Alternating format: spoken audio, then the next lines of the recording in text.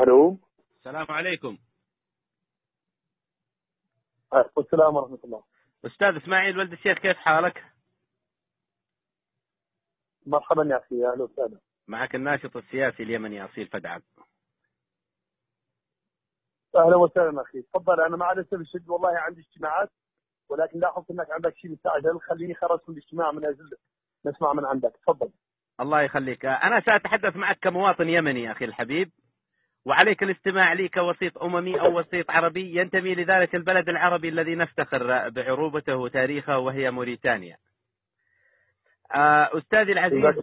أستاذي العزيز، نحن ندفع ثمن عامين. يعني أنا سأعطيك الكلام من مواطن يمني لا ينتمي لأي حزب أو يحس يعني يعاني بما يدور على الأرض. يعني ممكن أنت تسمع من أطراف الصراع، لكن يجب عليك أن تستمع من المواطن اليمني الذي يعاني من الأرض. أستاذي العزيز، نحن ندفع ثمن عامين. المواطنين لمعلومتك الخاصة أنني لا ألتقي فقط مع الأطراف، لمعلوماتك الخاصة كل زيارة لي ألتقي مع كثير من المواطنين، حتى المواطنين اللي علاقة لهم لا بالقرار ولا بشيء. هذا دائما أنا مصمم عليه، لا أستمع فقط للأطراف. بس يا أستاذ إسماعيل، أنت تلتقي فيهم في ممكن في محافظتين بس، ما تنزل إلى عدن، إلى تعز، إلى أبين، إلى حضرموت، إلى الحديدة، إلى ما تنزل يعني إلى ممكن في العاصمة صنعاء. نعم صحيح. نعم. ما عندك. أستاذ العزيز، نحن ندفع ثمن عامين من قبل أطراف الصراع: القتل والتشريد والتدمير للوطن. والسبب في حقيقة الأمر هو خروج هذه الميليشيات، يعني ميليشيات الحوثي في حقيقة الأمر الذي نعاني منها نحن من عام 2004. تمام. كان هناك حلم جميل، يعني كل أبناء اليمن يساندوه ورسموه، ويكمن هذا الحلم في المبادرة الخليجية وتطبيق مخرجات الحوار الوطني. والجميع في الجنوب في الشمال جميعا نسعى يعني لتحقيق هذا الحلم. اليوم نحن بالإضافة إلى قرار اليوم، وهو تنفيذ القرار الدولي 22/16 الذي صدر من الأمم المتحدة، ونحن نعلم أيضا في نفس الوقت أنه المجلس الأمن لن ينفذ، لأنه لم ينفذ أي قرار، لا في سوريا، لا في العراق، لا في فلسطين، لا في أي مكان.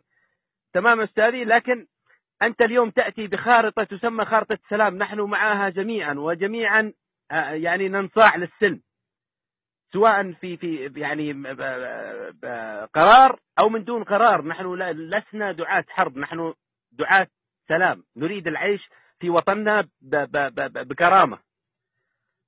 تمام. نعم نعم. اليوم أنا كمواطن يمني أنا لا نتحدث معك يعني بأي صفة، ولا أنتمي لأي حزب، لكن أنا كمواطن يمني أستاذ إسماعيل، أنا أرفض هذه الخارطة، لأنها يعني بعد عامين أدفع ثمن كرامتي ودمي وتدمير وطني. يعني أشارك يعني فئة يعني شردتني وقتلتني ودمرت وطني، أشاركها وهي تنفذ أجندة خارجية، يعني على حساب كرامتي وكرامة. ما هو البديل يا أخي العزيز؟ ما هو رأيك في البديل يعني؟ أنك تكون يعني أنت مثلا، أنا في رأيي أنك تقارب بين كل الأطراف الصراع السياسية، يعني تقارب بينهم ولا تكون محايد الطرف. ولا لا تكون يعني محايد لطرف. نعم لا شك. نعم. لا، هنا السبب أنت ابحث عن سبب التشريد، سبب القتل، سبب التدمير، سبب معاناة الناس، سبب معاناة المواطنين. من الذي ابتدى فيها؟ نحن نؤمن بدولة المؤسسات أستاذ إسماعيل، يحكم من حكم، لكن نؤمن بدولة مؤسسات لا بدولة ميليشيات. الميليشيات هذه نرفضها رفضا قاطعا، ولو نقاتل حتى عشرات السنين سنقاتل، ولنا في ثورة 14 أكتوبر خير برهان، ولنا في ثورة 26 سبتمبر خير يعني برهان. نحن نريد نعيش بسلام في وطن واحد من الجنوب إلى الشمال. لكن أنت ابحث عن السبب يا أستاذ إسماعيل. من الذي دفع بهذه الميليشيات؟ الحوثي مرفوض في الجنوب، في الشمال. الجنوب الآن يحاول يعني هناك أصوات تشطيرية بسبب الحوثي. الحوثي هدد النسيج الاجتماعي، الحوثي هدد الوحدة اليمنية، الحوثي هدد الوطن، هدد الإقليم بكله. نعم. لا أنا أشكرك، هذا وارد جدا، وأشكرك على رأيك، يعني دائما مهم نستمع إلى كل الآراء.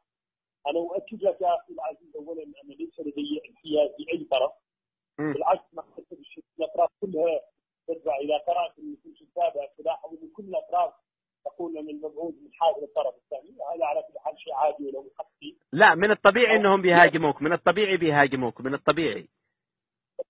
يعني شيء عادي، لكن مثلا لنأكد لكنه ليس هناك لا انحياز من طرف. نحن لسنا محيزين إلا لمسألة واحدة، هو الشعب اليمني. الشعب اليمني اليوم يعاني من مأساة طالت، ولا نرى لها بوادر حل، لا من هنا ولا من هنا. وبدأ الشعب اليمني المسكين يعاني من هذه القضية. فعندنا مأساة اليوم الكوليرا. أنا هذا الأسبوع جيت قبل 10 أيام كان عدد الحالات الكوليرا 516. اليوم 2241 حالة بالكوليرا في البلد. هذا كله في مواقفها الاقتصاد ينهار، الأزمة الإسلامية، وليس لدينا في الأمم المتحدة اقتناع واحد أن ليس هناك حلا عسكريا لهذه المشكلة. ليس هناك. نحن نعلم أنه الحل السياسي هو الحل السياسي، لكن حل سياسي يمني. نعم لا شك. وهذا هو اللي نعمل عليه إن شاء الله، وراجين أن شاء الله نتوصل إلى يعني أفكار من الجميع. ما طرح هي خارج الطريق، يعني الناس قادرة أن تطرح أفكارها وتناقشها وتبدأ منها. ولكن أنا أقول لك اليوم المجتمع الدولي أصبح تعبان من هذه الحرب، لأن حرب يعني أتت بمأساة لا يمكن أن يتصورها العقل. الشعب اليمني اليوم لا يتحمل أن يستمر في هذا. نعم. وهذا هو يعني ما عندنا حياز لهذا الطرف ولا لهذا، وبالعكس نريد أن ننهي هذه الحرب بالأمس قبل اليوم. وإذا هذا هو اقتناعنا إن شاء الله وسنعمل عليه، ولا ليس لدينا إلا أن نسعى يعني. ولكن نحن نرحب بهذه الأفكار، تدعم يعني ممتاز أن يعني نجد الناس تدعم الأفكار المختلفة، وهذا جزء مهم جدا من كل ما يطرح. ونشكرك على كل حال على رأيك. حفظك الله ورعاك أستاذي العزيز، وتحمل يعني أشكرك على سعة صدرك وعلى تحملك لكلامي. الله يطول عمرك، جزاك الله خير اخويا على الاتصال وعلى التعبير عن رايك، واصبروا علينا وان شاء الله، وانا متاكد ان شاء الله، ونحن معك سندا ان شاء الله، سندا في كل شيء. الله يطول عمرك. شكرا جزيلا لك.